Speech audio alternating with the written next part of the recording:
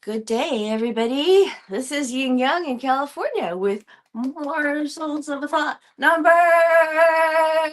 1659. That's how many days I've come to you in a row to bring you morsels of a thought, preferably, hopefully, of wisdom, to let you know the right thing to do for yourself. And I started my clock just now. The right thing to do, knowing it is wisdom. Doing it is virtue. I aim to bring the world to a state of higher virtue. And starting with this little show, Morsels of a Thought, which is currently run on Facebook housecat.tracks, Facebook ying.young.753531, and on YouTube. Except you have to find me in YouTube. YouTube, it's at Ying Orange 99. Yep, yeah. Wow, what a color, huh? Ying Orange 99, one word. You just go youtube.com/at Ying Orange 99.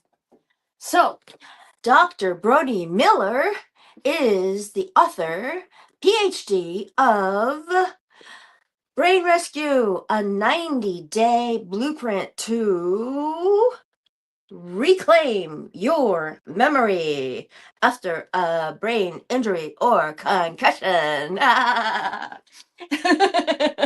Good morning, everybody. Good morning, Colleen Dracos. Good morning, John Clark. Good morning, Troy. Good morning, good morning, good morning. So we're on page 97. Repetition is the mother of learning. Aha. 1659 days? I'd say that's some kind of repetition. Yes, I'm in a better mood than I was yesterday. I don't know why. Because I slept really well. And because I went to see the doctors yesterday. 3 appointments. Oh my gosh. And I came home and I was in one piece. And then my cats were happy. So that makes a difference. The second step is R for repetition in chapter 6. Chapter 6 is the third pillar. B is for BRAIN. BRAIN. The second step is R for repetition in the BRAIN. Okay? Ziglar says repetition is the mother of learning, the father of action, which makes it the architect of accomplishment. So, repetition is the mother of learning, the father of action, which makes it the architect of accomplishment. Wow. That's a good way to do action, actually. Repetition, repetition, repetition, repetition, repetition, repetition, repetition, repetition. Never thought of that before myself. Repetition matters, says Dr. Brody. I call him Dr. Brody. Dr. Brody Miller. PhD. Yeah. Repetition matters. It's not just a nice to know fact. It's a universal truth and the driving force behind all change. Repetition is the mother of all learning. What we repeat, we become better at. Period. This timeless adage holds especially true in the context of memory recovery after a concussion or brain injury. Why? When the brain is damaged, the old communication pathways, those routes your brain relies on to function, get disrupted. Neuroplasticity is triggered by consistent, deliberate action. When you're on the battlefield of brain injury recovery, repetition is your best friend. I can attest to that. When I had the chemical brain injury of too much opiate in my system, and also my body was hurting from surgery, I had to be in a fog, and all I knew was I usually take the garbage out in the afternoon. So I went and I took my kitchen garbage out and came up the stairs coming back, and I said, thank goodness I've done this by repetition, by habit. I said to myself, my words were, thank goodness for my old habits, because if it weren't for my old habits, I wouldn't be taking the garbage out. You see? It really is those neural pathways. Even my physical therapist says that. Oh, good morning, Trevor Hopkins. Yeah. Let me explain, says Dr. Miller. My friend Quintero, who is deep into his studies to become a clinical neuroscientist, put it perfectly. When you have a brain injury, essentially, you have a disruption in the pathways your brain uses to solve common problems, to accomplish a goal, and also for um, knowing what's appropriate, my opinion, I add in. Knowing what's appropriate, stopping to know what's. Think about that. The part that he says pathways your brain uses to solve common problems to accomplish a goal. Think about that. Whether it's the goal of thinking, speaking, moving, or anything else, those smooth, automatic brain functions you once had are now suddenly interrupted. Yep. It's like hitting a construction roadblock to detour. Your brain has to find a new, longer pathway to solve the same problem or achieve the same goal. Whatever that goal is, like tying your shoes, talking, walking, whatever it is, whatever that is, takes time.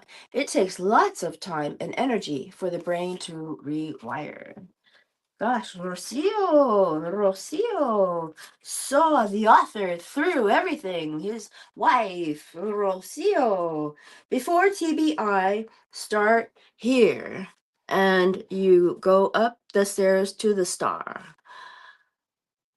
After TBI, start here and go up the stairs to the TBR, but there's a disruption in the way. You see that? Okay. All right. Your brain is like a highway. Okay, what am I doing? I am reading Brain Rescue, a 90-day blueprint to recover your memory after a brain injury or concussion by Dr. Brody Miller, PhD. You are not defined by what happens to you, but how by how you respond to life's inevitable challenges. In morsels of a thought, hopefully of wisdom, I am trying to bring you a way to bring a happy day into your life by knowing the right things to do and avoiding pitfalls. Now, if you've ever bumped your head, this book applies to you. If you've never bumped your head, help somebody else. There are lots of people who have fucking bumped their heads. Bumped heads. Bumped heads. Even with each other. Boom. One time I did it with my friend. Anyway, your brain is like a highway. Before the injury, you were flying down the fast lane, no problem. But after the injury, boom, it's like a wreck hits. Roads are blocked, and detours are everywhere. What used to be easy is now a grind. But here's the thing, your brain can't sit around waiting for the roads to clear. It has to build new ones. It has to form new pathways to solve the same problems it did before. It was really hard to decide when to eat and drink. It was really hard, really, really, really hard to realize I needed to eat, needed to drink, things like that for me. Anyway, and says the author, and how do you do that? Repetition. Every day you take that new route, and yeah, at first it sucks. It's slow and frustrating. But if you keep at it, it will become easier. Eventually, that new path becomes your best path. It will become automatic. That's how you rebuild. That's how you win. Your brain is really smart. The more you repeat a behavior, your brain will say, hey, you keep doing this thing? I am going to create an automatic pattern so that you don't have to waste energy thinking about how to do this thing. I'll just have you do this thing. So, figuring out which class to take, put it down, get the water from the fridge, then pour it. You know, it would be like, should I get the water first? It would be, boy, oh boy, oh boy. The author says, know that it's not just about repetition and pattern of habit. It's also about patterns and habits of thought. Those habitual thinking patterns we have either empower or disempower us. When you think or behave in some way, you are firing and wiring specific brain cells growing and connecting together. And by doing so, your brain is saving more energy as it automates the process. Repetition is a simple concept, but not easy to apply. Habits aren't formed by doing something just once. They're built through consistent repetition, like 3, 5, 7 times. The fourth time is easier, you know. Think about how you learned to walk, speak, brush your teeth, or memorize your times tables. I don't think most of us remember when we learned to walk or speak or even brush our teeth. I remember when I started to brush my teeth, but that was when I had teeth. These skills became second nature, these skills, because you practiced them repeatedly. The same principle applies to the way we think. Repetition shapes habits, and it's one of the key reasons many people struggle to improve their memory. Be patient and trust in the process. Once again, science shows that building a new neural network takes 60 to 254 days to become an automatic habit, much like it takes a long time to build a new road. Okay, some of you, full disclosure, I stopped my swimming. I went about 55 days and something happened, threw a wrench into it. I got a parking ticket and had to go somewhere to work it off. And that took off that day. And then, oh my God. So it is 60 days. It is 60 days, okay? At least 254 days. Okay. Remember, says the doctor. Remember, my friend, practice doesn't make perfect. Practice makes progress. And then eventually, practice makes permanent, meaning that it becomes so automatic, the pathways in your brain will lead you in the right direction without needing you to focus or concentrate. The third step is A for association. Brain. A. The Brain. The third step, The third step is A for association. Oprah said, surround yourself with people who are going to lift you higher. Association matters. Association is how our brain connects and makes sense of the world around us. Changing your associations are how you change your perception of your recovery, because perception is reality. Your brain builds connections between ideas, memories, and emotions through associations, which helps you make sense of the world. Association. I feel maybe I'm a little down. I need to get some water. And then you go and get the water. I'm feeling a little hungry. Oh, get some water. First. Okay. Think of it this way. The doctor says, think of it this way. If repetition is the hammer that forges new pathways, then association is the glue that holds everything together. If repetition is the hammer and association is the glue, that's good. When you link new information to something you already know or care about, you create stronger, longer lasting memories. It's not just about recalling facts, it's about connecting them to your life. For example, when you think of the phrase New York City, what comes to mind? For me, it brings up images of the Empire State Building, Statue of Liberty, pizza, and hot dogs. Now consider the word hot dog. What do you associate with it? Perhaps you think of ketchup, relish, or a bustling hot dog stand. This is how our brains make meaning of the world around us, often without us even realizing it. In the context of memory recovery, the law of association becomes even more critical.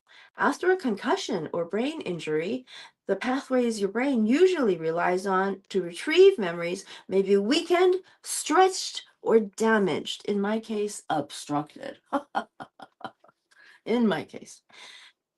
The doctor says, be careful of whom you surround yourself with. Be careful of whom you surround yourself with. You may have heard the saying, you are the average of the 5 people you spend the most time with. This is from Morsels of a Thought of Wisdom. A lot of people are saying this, okay? Including Dr. Brody Miller in Brain Rescue, 90-day blueprint to reclaim your memory after a brain injury or concussion. And I am reading this because I want you to have a great day knowing what to do and avoiding the pitfalls. Wisdom is knowing what to do. Virtue is doing it. So all this is for virtue. Be careful of who you surround yourself with. You may have heard the saying, you are the average of the 5 people you spend the most time with. This means that your beliefs, thoughts, actions, habits, and hobbies can be influenced by those around you.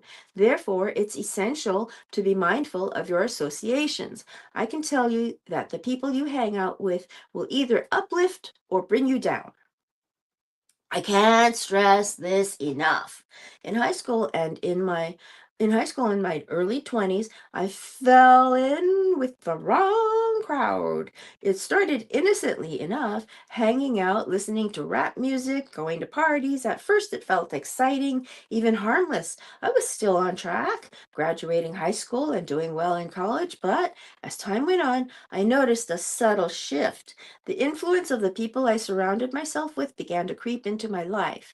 Without realizing it, I started adopting their mindset, their beliefs, attitudes, and even their values. What I thought was harmless fun began to lead me down a path of chaos. It's remarkable how powerful external influences can be.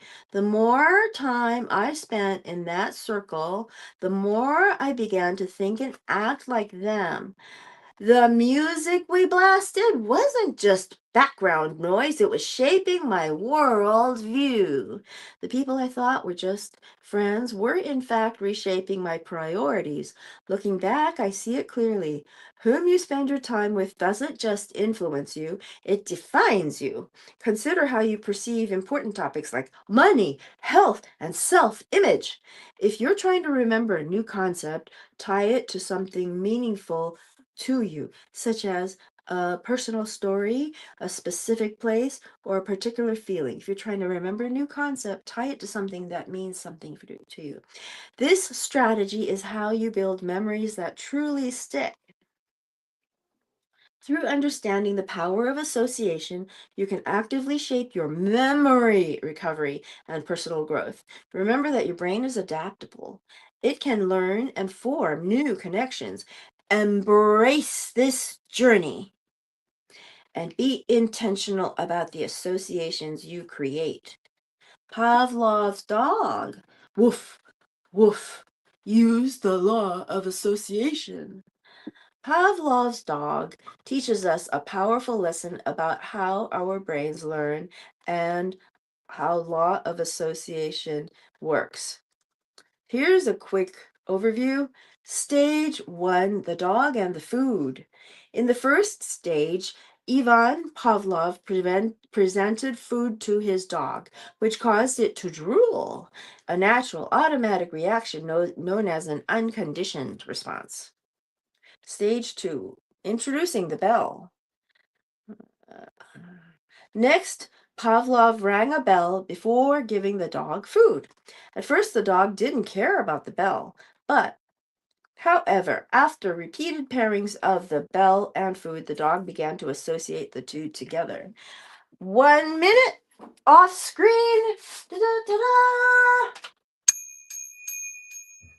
That is my bell for my kitty cats. Oh, I'm sorry. No, not yet. I'm sorry. I'm sorry. Not yet. Not yet. Not yet. Not yet. Not yet. Not yet. Right after. Okay. Sorry. Just trying to show off. Okay, the dog began to associate the two together. My cats are like dogs; they are associating. Okay, cat food with bells. I'm so sorry, Chloe. Oh goodness, she's looking away from me. Stage 3: the dog learns. Eventually, the dog drooled at the sound of the bell alone, demonstrating a quote conditioned response end quote. It learned to expect food from the bell, much like how you might feel excitement when your phone buzzes. Stage 4: the bell alone. When Pavlov rang the bell without food, the dog still drooled, showing a strong connection between the bell and food. However, if this continued without food, the response eventually faded. This is called extinction, quote, end quote. Why this matters to you. Our brains, like Pavlov's dog, learn through patterns and associations. For example, after dealing with headaches after a concussion, you might feel stressed if you hear the word, quote, recovery, end quote. I'm sorry. But by practicing positive techniques and affirmation, you can retrain your brain to associate recovery with feeling better. Check out the diagram below for more reference. Photo credit to T-O-N-O-T, T-Y-O-N-O-T-E. Okay, small t actually.